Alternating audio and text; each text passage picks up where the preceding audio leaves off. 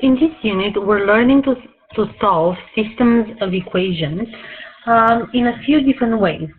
The first part of the unit, we learned how to solve them graphically, which meant we graphed each equation, and then we found that point of intersection that satisfied both equations. Now today, we're going to concentrate on solving by substitution. Well, what does substitution mean? For example, if I would have an equation x plus 5 equals y plus 3. It's a generic equation, we don't have to solve it, but if I would tell you that x equals 2, for x equals 2, find the y value that corresponds to x equal 2. We would substitute that x value back into the original expression and find that y value. So how would we do that? Well, in a second we'll be able to find the 2, and whenever I see x, I'm going to write number 2. So let's rewrite the expression. We have 2 plus 5 equals y plus 3. Well, 2 plus 5 is 7, and if I move the 3 onto the other side, it becomes negative 3. I have 7 minus 3 equals y, or 4 equals y, which means that for x being 2, the corresponding value for y equals 4. We substituted a value for x, and we got the corresponding y value. Now, in systems of equations, sometimes we can just substitute a value. We don't know exactly what is the x value or the y value that we can use for substitution, but we could substitute an expression for plugging it into the other equation. In the case of my two equations over here, I have 2y equals x plus 7, and then I have x equals y minus 4. Now, one of those two equations is already in what we call substitution form.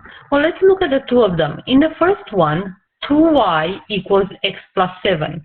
We don't have an isolated x or an isolated y that we can then substitute in the other equation. I have 2y equals x plus 7. In order to isolate one of them, we would have to rearrange this whole equation.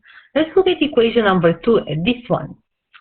We have x equals y minus 4. Now that's really good because it's already in what we call substitution form. I have x isolated on the left side, and so x is isolated over here, and I know the expression that I could replace x with into the other equation. So wherever we see x, we're going to substitute it with the expression y minus 4. Well, how do we do that? Let's take a look at the first equation. And again, remember, wherever we see x, we're going to substitute it with y minus 4. Well, on the left side, we had 2y equals. Now, instead of x, we said we're going to use the substitution value, which was y minus 4, y minus 4. And then the thing that's left out of my equation right now is plus 7. And I really strongly encourage you, even if x does not have a coefficient, use these brackets to remind you that you have an expression that you're using to substitute x for. Now we have a one variable equation that I'm going to solve for y. So I have 2y equals y minus 4 plus 7. I'm going to move the y over. 2y minus y equals negative 4 plus 7 gives me 3. 2y minus y, I obtain y equals 3. And I just found my first variable, y equals 3. Now, to find my x value, all I have to do is kind of my first example over here in red and black. I have to substitute the y equals 3 back into one of the equations. So I can substitute it in here, and I have x equals. And just like we did previously, wherever I see y, I'm going to use 3. So 3 minus 4, which means that x equals negative 1. And for the first linear system, I can write my therefore statement. Therefore, the point of intersection for this system of equation is negative 1 and 3. And you are done right now with the first substitution example. Now, sometimes substitutions involve some manipulation of the two equations.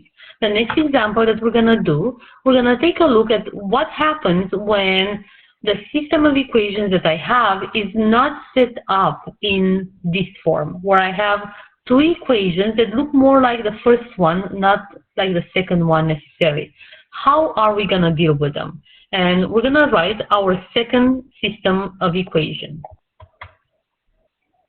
Our second system of equations is 2x minus 3y equals negative 2 and 4x plus y equals 24. Now, out of the two equations, we want to identify the variable either x or y that can be isolated the easiest. And remember, what I mean by isolation is I want x or y on one side, on the left side, sorry for the squiggly marks. So I want x or y on the left side and something else on the right side. That means that I have x or y written as an expression, and then I can substitute it back in the other equation. So let's look at the two of them. In the first equation, let's analyze the coefficients for the two variables. X has the coefficient 2 and y has the coefficient negative 3. So again, 2 and negative 3. To isolate either one of them, I know that I'm going to have to probably divide at some point in time the whole expression by either 2 if I'm isolating for x, or by negative 3 if I'm isolating for y, which in the end I'm going to end up with a few fractions. And I'm not quite sure if I am ready to work with fractions yet. Let's analyze expression number 2. For x, the coefficient is negative 4, and for y, the coefficient is, and I know you remember from our first unit when we talked about it, if we don't see a number in front of the variable, we can put a 1 in front of that variable. The coefficient for y is number 1. So if we look at the two equations, the easiest one to isolate a variable in is that number 2, the second equation. And how do we do that? Well, we're going to keep the y on the left side. So I have y, and in order to isolate it, I have to move the positive 4x onto the right-hand side. So I'm going to have negative 4x plus 24. And now I have y written as an expression that uses only x, negative 4x plus 24. So where do I use that? I'm going to be able to use it since I isolated y in that second equation. I can only use it now in the equation that I haven't used already, in the first one. So wherever we see y, we're going to write our expression. Let's try it together. We have 2x minus 3, and remember those brackets that we talked about now come in very handy, because I know as soon as I open that bracket, I have to write the expression that represents y, which is negative 4x plus 24, and then I have equals negative 2. Now, I want you to think of the following steps: expand, simplify, and solve. Sort of like ESS. Now, we don't have SOS, we have ESS in linear systems. From expand, simplify, and solve. So, for expanding that expression, we're going to apply the distributive property of multiplication, and we have 2x. Now, negative 3 times negative 4x will give me positive 12x minus 72 equals -2. Now, how do we simplify? We want to collect like terms, so 2x plus 12x equals 14x, and I can move this -72 over and becomes +72. Now, +72 minus 2 equals 70. So then x, how do I solve? I divide both sides by 14.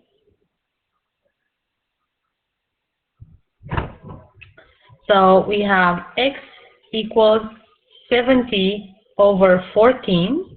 And congratulations to those ones that can do this using their mental math skills.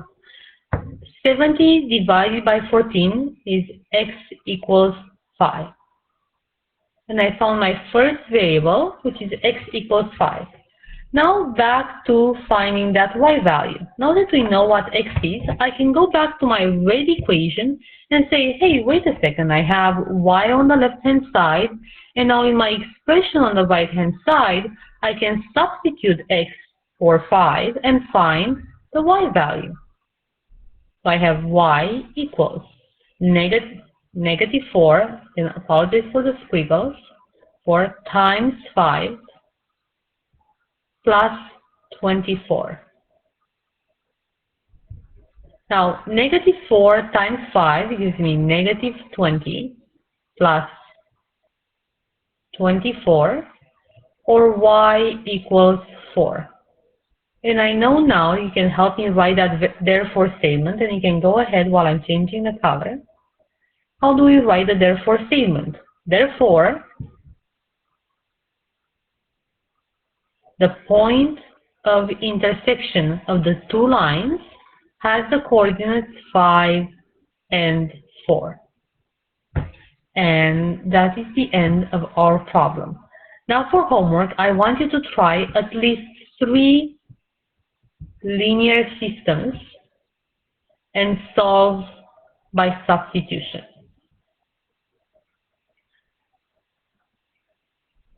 And if you encounter any difficulties, you are more than welcome to visit back this video and redo the steps for these 2 examples with me, such that we learn step by step how to solve a system of equations by substitution.